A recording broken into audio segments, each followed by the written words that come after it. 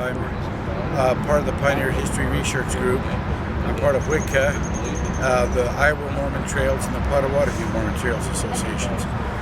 We've been doing work at the Carterville Cemetery for about 15 years.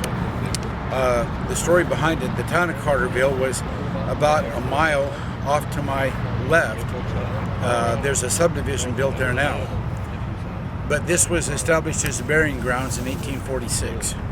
It was pretty much a do-it-yourself. There was no records kept, and everybody who had a death, they just came and dug their own grave and wherever they could up here. The main communities that this serviced were Stringtown, Carterville, part of Canesville. If you were on this side of the bluff from Canesville, you buried here. So it served from 1846 to 1853. In 1902, the Chicago and Great Western Railway Company, coming into Council Bluffs, nicked a corner of the grave of the graveyard right over where these two ties are standing now. They very respectfully buried the remains that they found on the far side of the railroad track. At that time, the cut was only 12 feet deep. The cut was deepened in 1922, and in 1928, the cut's gone from about 12 feet to about 50 feet, so this is eroded over here. When the Chicago Great Western Railway nicked the corner of the cemetery, there was an article in the Nonpareil newspaper, and they interviewed a man by the name of DeLong. Now, DeLong family was in Nauvoo, but his parents died in Nauvoo, and he was given to another family to come west with. They came west as far as Council Bluffs. When it came time to go west, DeLong didn't want to go, so he ran away from the family and stayed here.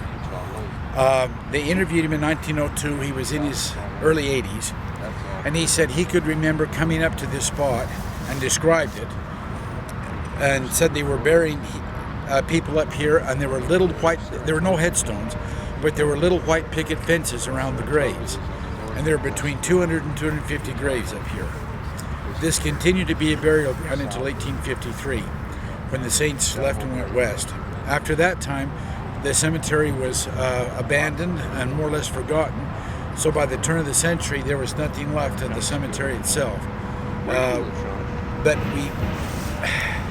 we used that 1902 newspaper article, went back and got some old railroad maps and superimposed those 1902 maps on top of the railroad maps, and were able to come up with what we thought was a location. Came up here about 10 years ago, had an Eagle project, and we were able to identify about 250 graves just by dowsing. Today, we have a ground penetrating radar unit on the property, and we will have a definitive answer of how many graves are actually here. This was an extremely important site. We feel that there's probably just as many graves here as there is over in Winners Corners. We don't know who they are.